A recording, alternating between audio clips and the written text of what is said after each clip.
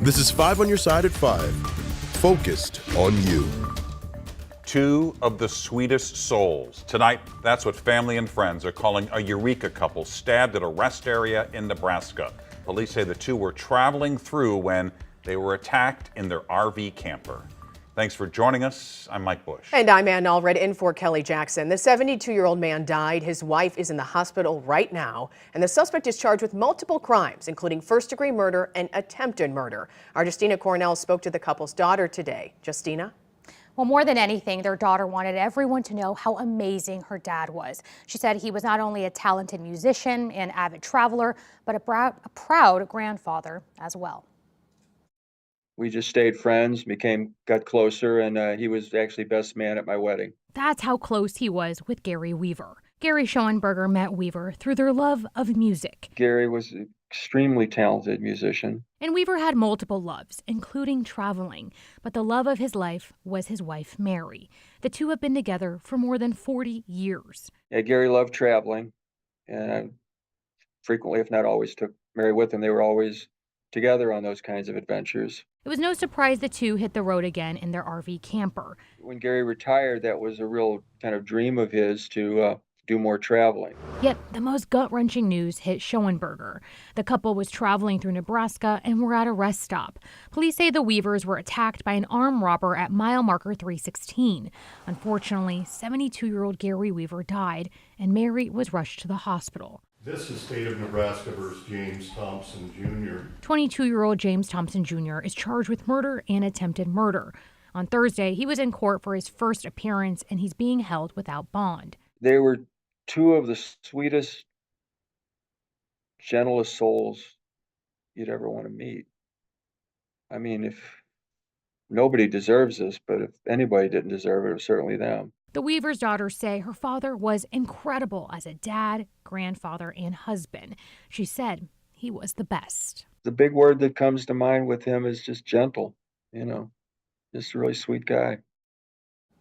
Mary Weaver had life-threatening injuries, but in the last few hours, we've learned Mary is improving and doing physically better.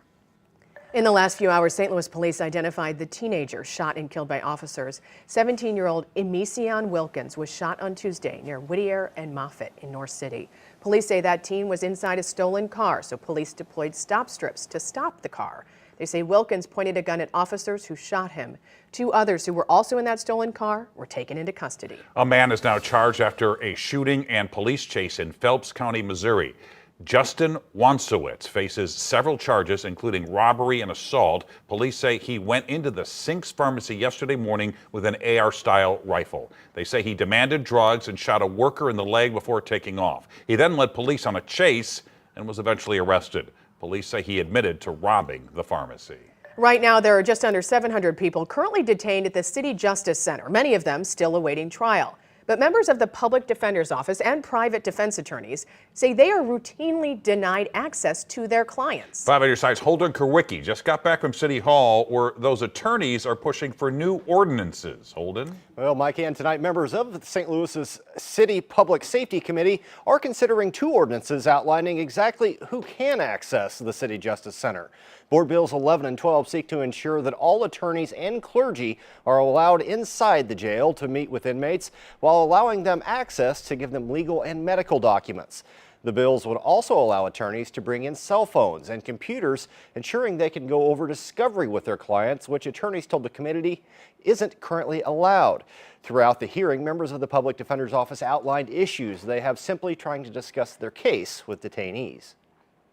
We're being told by the jail that they are cracking down so much, if you want to call it that, on us giving paperwork to our clients, is that they say there's a possibility that we are somehow smuggling contraband to our clients via paper, that we have perhaps dipped our paperwork in PCP or some other narcotic or drug. If passed, both the jail commissioner and Sheriff Vernon Betts could be fined anywhere from $100 to $500 per denied entry. I'll have more on the proposals and why one attorney says the city could face legal action if it fails to act, coming up at 6. All right, let's get to the weather. It's the first day of summer, and it feels like it. Meteorologist Jim Castillo joins us with the hot and humid forecast. Jim. Yes, and we even had a little break in the humidity today, but 94 for that high, which is 7 degrees above average. So you notice that blue sky right there over Florissant, and no thunderstorm activity, even a spotty one around the area. But we're at 34% for that relative humidity. That goes up more tomorrow, so enjoy this a little bit of a break here. We have some 80s from Farmington to Sullivan, 90s Scott Air Force Base to Greenville to Flora in Illinois. And tonight's forecast, some of those cooler spots because of that lower dew point will be in the 60s south and west of St. Louis, still in the 70s in the city and around the metro, in fact 76 in St. Louis. But it's mostly clear tonight, and those weather headlines show increasing heat and humidity the next couple of days.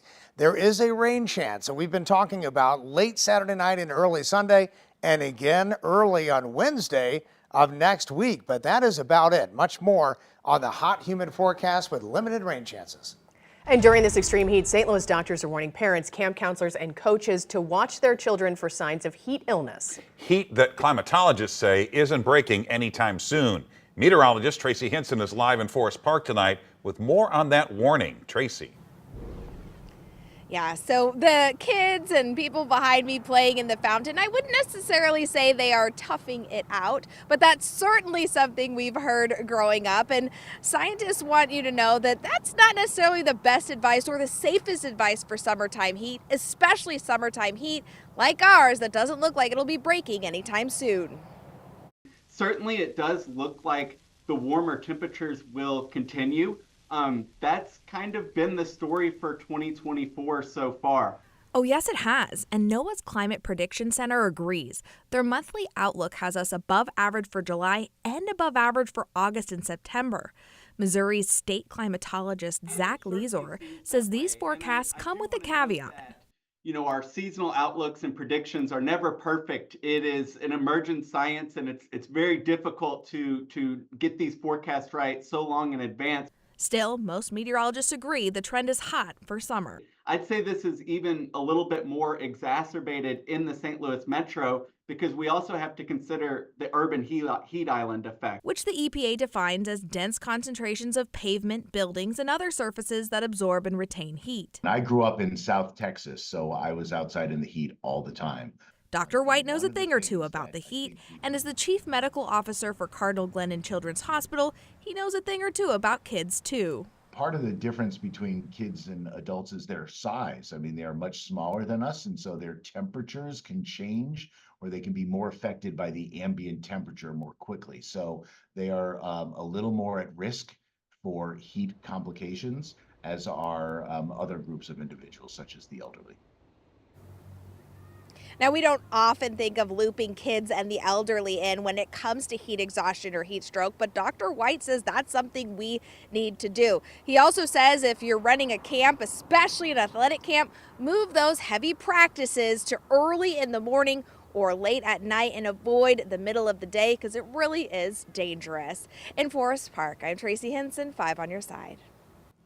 There are cooling centers open across the St. Louis area. To get a link to that info, just text the word HEAT to 314-425-5355. Another death from wildfires in New Mexico. The new concern as crews battle the flames. An investigation into baby white brands as Consumer Reports finds some of them could be harmful to your child.